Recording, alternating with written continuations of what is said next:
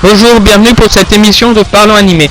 Aujourd'hui au programme, Rainbow Nisharokubo no Shishinin, un animé seinen assez trash et mature, adapté d'un manga de 22 tomes édité en France par Kazé, écrit par Georges Abe et dessiné par Masasumi Kakizaki.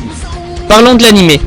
L'animé, de 26 épisodes, a été animé par le studio Madhouse, connu pour avoir fait Death Note ou autre Aoi Bungaku Series. L'anime date du printemps 2010. On retrouve Hiroshi Kojina en réalisateur et Ai Kikuchi au Kara Design. L'histoire se passe environ 10 ans après la Seconde Guerre mondiale.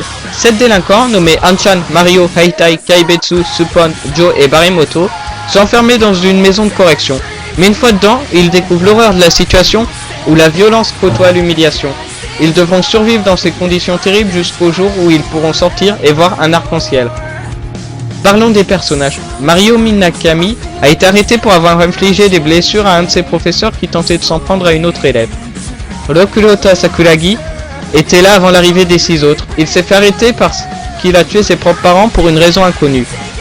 Yokosuka Joe a été arrêté pour avoir eu des actes homophobes et pour avoir infligé des blessures dans 3 mois de guérison à une personne qui avait tenté de le violer.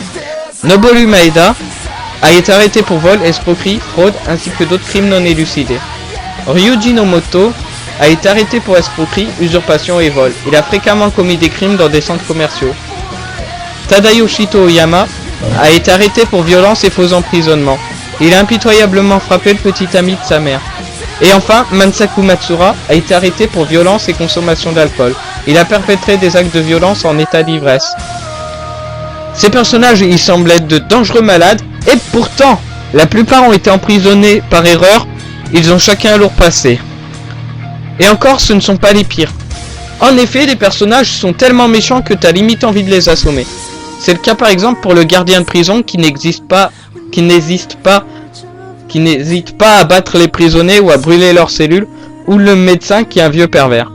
L'auteur, en utilisant une partie de son vécu, a su nous transmettre de nombreuses émotions telles que la joie, la tristesse, la haine. Nous suivons l'ascension pas souvent positive de ces 7 adolescents. Et encore, l'anime est censuré par rapport au manga, j'ose même pas imaginer ce qu'il y a dans le manga. N'hésitez pas à lire le manga et à regarder l'anime. Ma note pour cet anime, 19 sur 20. En espérant vous avoir convaincu de voir cet anime, je vous dis à la prochaine.